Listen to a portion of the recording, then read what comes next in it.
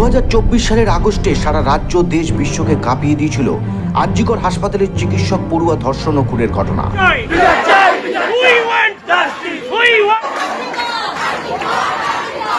আরজিকরের ঘটনার ঘা এখনো ধকধকে। এরই মধ্যে আবার একটি ঘৃণ্য ঘটনা ঘটল। সরকারি আইন কলেজের মধ্যেই এক তরুণীকে গণধর্ষণ করল কলেজেরই সিনিয়র ও সহপাঠীরা।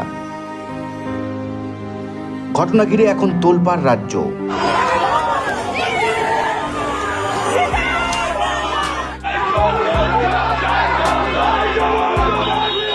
এখন প্রশ্ন উঠছে, অভয়াকাণ্ডের পরও একের পর এক বর্বরোচিত ঘটনা ঘটছে কি করে?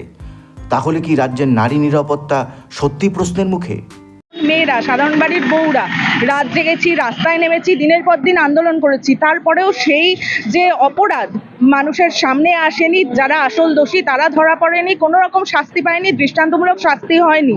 সেই কারণে আজকে এই যে সরকারের মদতপুষ্ট এই দুষ্কৃতীরা আজকে খোলা মাঠে ঘুরে বেড়াচ্ছে, তাদের কোনো শাস্তি হচ্ছে না সেভাবে।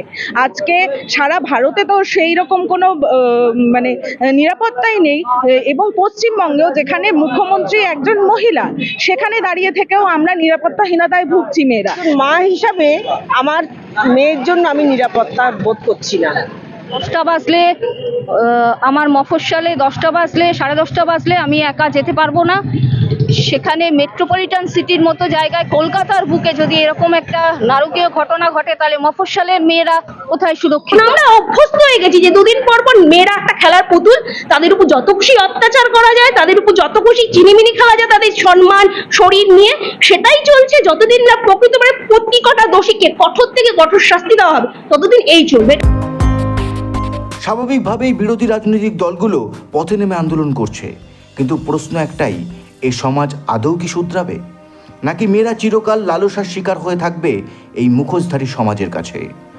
আর লাঞ্ছিত হলেই নিজের আসল নামকে সরিয়ে তিলোত্তমা, অভয়া, নির্ভয়া কাদম্বিনীর সাথে মিশে যাবে। এই খবরন।